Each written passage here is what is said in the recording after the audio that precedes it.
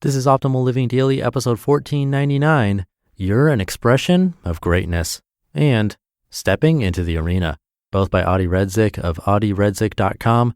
And I'm Justin Malik, the guy that reads to you every single day of the year, including weekends and holidays, to help you live a more meaningful and positive life. 2 posts today, both from Adi Redzic. So let's get right to them as we optimize your life.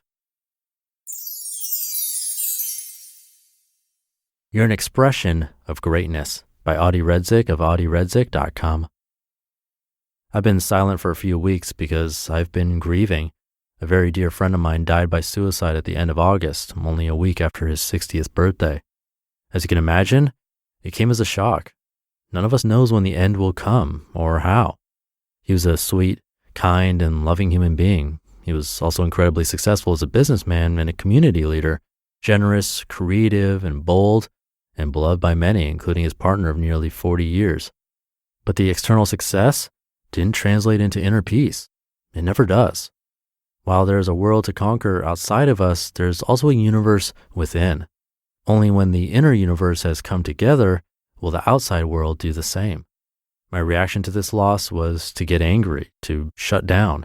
That's a natural response. I also had a lot of questions, mainly why? How come I haven't done more to help him? All this was especially jarring because only 2.5 months earlier I wrote about suicide. I also talked to him about it.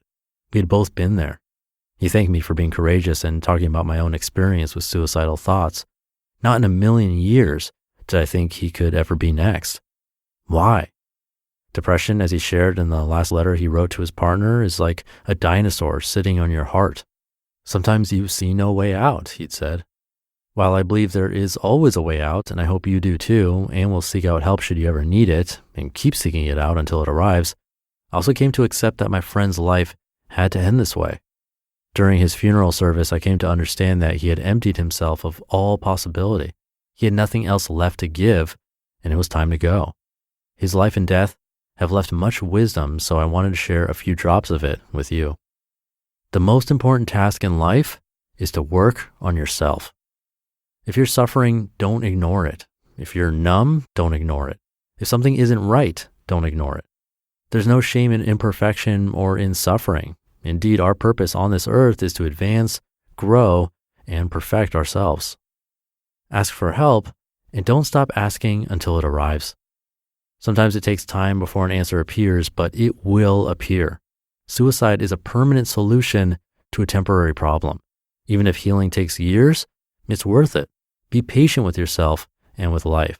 All will reveal itself in good time. Love is always and forever the best answer.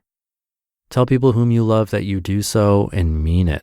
One of the ways his premature departure was made easier for me is because I had told him only weeks before how much he meant to me. Live authentically and joyfully. 1/3 of people will love us no matter what. 1/3 will hate us no matter what. 1/3 will be indifferent. That first third is what matters. Acceptance is how we find peace. While we all wish things were different, we were different, the cards were dealt differently to ease suffering, we have little choice but to accept what is before us. It may hurt, and that is okay. Time heals all sadness, especially in times like these, when we know that those who are no longer with us are smiling from among the stars. Never forget that whether you believe in God, energy, universe, or whatever, you came here for a reason. You are an expression of greatness. And regardless of your circumstances, never forget that you're worthy and deserving of endless, unconditional, and everlasting love. Demand it. I have another post in just a sec, but first, I wanted to tell you about Native, which makes aluminum-free and effective deodorant. Did you know that many conventional deodorants use aluminum? Aluminum works by plugging your sweat glands to keep you from sweating. If you're seeking a natural and aluminum-free deodorant, it doesn't mean you have to sacrifice on performance, as you'll find out with Native. One thing I love about Native is their wide range of unique scents, which appeal to both men and women. Unscented formulas are available too if you are sensitive to fragrances. I decided to try Native's cucumber and mint deodorant and was pleasantly surprised with its strength and texture. It didn't melt in warm weather and didn't leave any stains. With free shipping on every order and a 30-day free return and exchange policy in the US, it's easy to give Native a try to see if it's the dream deodorant you've always been looking for. For 20% off your first purchase, visit nativedeodorant.com and use promo code OLD during checkout. That's NATIVE deodorant.com with promo code OLD for 20% off. Nativedeodorant.com and promo code OLD. Stepping into the Arena by Adi Redzic of adiredzic.com. It was September 2014. I just moved into my new place when a package arrived. My heart began racing. That's it. It's here. The moment I held a copy of my first book, Own It, was incredibly moving. It had a tear-jerking effect. Who am I kidding? I was stunned. I did this? My face is on the cover of this book?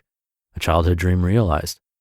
Whenever we truly pour our heart and soul into something, whether it's a business venture, a transformative cause, a book, or another expressive endeavor, we put ourselves out there. We feel raw, vulnerable, and feel like standing on thin ice. Is the ice going to break? Are we going to fall in? What will others think of us? Are we going to succeed? What is success anyway? I was a different person then, but the book is still a great read. I'm not sure how. I always figured that it might not age well. I guess it did. I'm very proud of it, perhaps even more so today than 4 years ago. I've grown to appreciate its value, both the content and the writing. I've recognized the amount of courage, struggle, and work, and music and wine that went into creating that little handbook of life. And looking back, I realized that doing it is what success is all about. Success in life is showing up, stepping into the arena, and daring greatly. Even if we lose, even if we fail, yes, even when we fail. I have no way of really controlling whether someone buys a copy of my book, or even more so, whether they read it, review it, or tell others about it. But I have every control over writing it. That I can do. It is the same with other things in life. It is in our power to build a business, fight for a cause, love someone endlessly, move to a different place, pursue music lessons, build a house, paint a picture. Whether our desired version of success is reflected back at us or not, well, what does that have to do with us? The success is to be found in not letting fears stop us. Yes, we will get hurt. Yes, we will fail. Yes, we will struggle. But what is worse, spending life on the sidelines or going into the arena and giving it a try and doing it over and over and over again? If I am honest with you and myself, I was terrified to put that book out there in 2014. 150 wonderful people in Pennsylvania paid to come listen to me and buy copies. I was so nervous at that launch that I couldn't tie my tie properly. Nothing to say of the fact that the copies that arrived for sale had a mistake on the cover and I couldn't do anything about it either. But guess what? It happened. The dream was realized. The book still sells. And I went into the arena. What's the success? The product, people's responses, or that I showed up and did it? Hope you can think about this idea of showing up in your own life.